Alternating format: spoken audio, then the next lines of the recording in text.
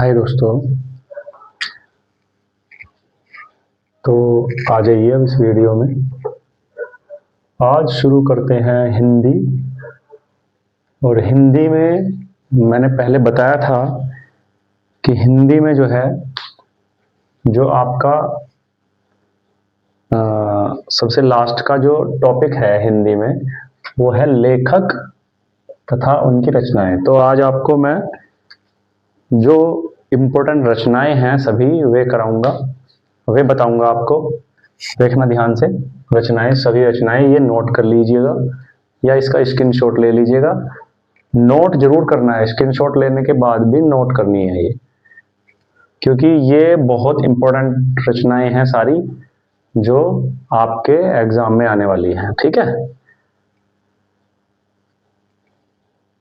तो देखिए पहली रचना कौन सी है। विष्णु शर्मा। विष्णु शर्मा की कौन सी रचना है? पंचतंत्र। विष्णु शर्मा ने कौन सी रचना लिखी? पंचतंत्र। दूसरा देखिए मैथिली शरण गुप्त। मैथिली शरण गुप्त ने कौन कौन सी रचनाएं लिखी हैं? द्वापर और साकेत। मैथिली शरण गुप्त ने कौन सी लिखी? द्वापर और साकेत। ठीक है, और भारत भारती, ये भी मैथिली शरण गुप्त की है, भारत भारती। और एक जयद्रथ वध, ये है, इंपॉर्टेंट है, ये भी मैथिली शरण गुप्त जी ने लिखी है। एक है यशोधरा। ठीक है, तो ये 1 2 3 4 5, ये 5 रचनाएं इंपॉर्टेंट रचनाएं हैं। ये मैथिली शरण गुप्त ने ही लिखी है। अब देखिए कबीर। कबीर की कौन कौन सी रचनाएं हैं? ये तो ज्यादातर सभी को मालूम है, साखी सबद रमैनी।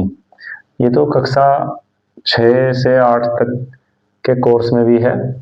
ठीक है, अब आ जाइए रहीम। रहीम की कौन कौन सी है? रहीम दोहावली और रहीम सतसई। ठीक है, देखना ध्यान से, ये रचनाएं याद होनी चाहिए। ठीक है, अब देखिए सूरदास। सूरदास की कौन कौन सी रचनाएं हैं? सूर सागर और सूर सरावली। अब आ जाइए नंबर 6 पे। नंबर 6 पे एक हुए सुमित्रा नंदन पंत, एक लेखक हुए हैं सुमित्रा नंदन पंत। इनकी कौन कौन सी रचनाएं हैं? एक तो है लोकायतन, एक है ग्राम्या, एक है चिदंबरा, युगवाणी, ग्रंथी, पल्लव, गुंजन, युगांत, स्वर्ण धुली। ठीक है, देखो कितनी सारी रचनाएं हो गई।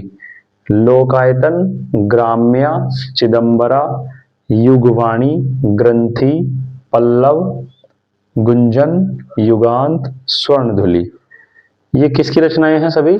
ये है आपकी सुमित्रा नंदन पंत। ठीक है, इसके बाद आ जाइए, इसके बाद है तुलसीदास। इसके बाद कौन सी है? तुलसीदास। तुलसीदास की कौन कौन सी है? विनय पत्रिका, विनय पत्रिका, जानकी मंगल, वैराग्य, संदीपनी, गीतावली, कवितावली, दोहावली। कौन कौन सी? गीतावली, कवितावली, दोहावली।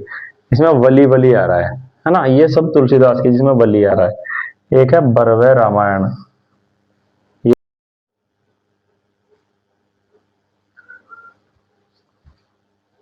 अब देखिएगा जयशंकर प्रसाद। जयशंकर प्रसाद की कौन कौन सी है? जयशंकर प्रसाद की है कामायनी, चंद्रगुप्त, लहर, है ना। कामायनी इज इंपॉर्टेंट, चंद्रगुप्त भी इंपॉर्टेंट है।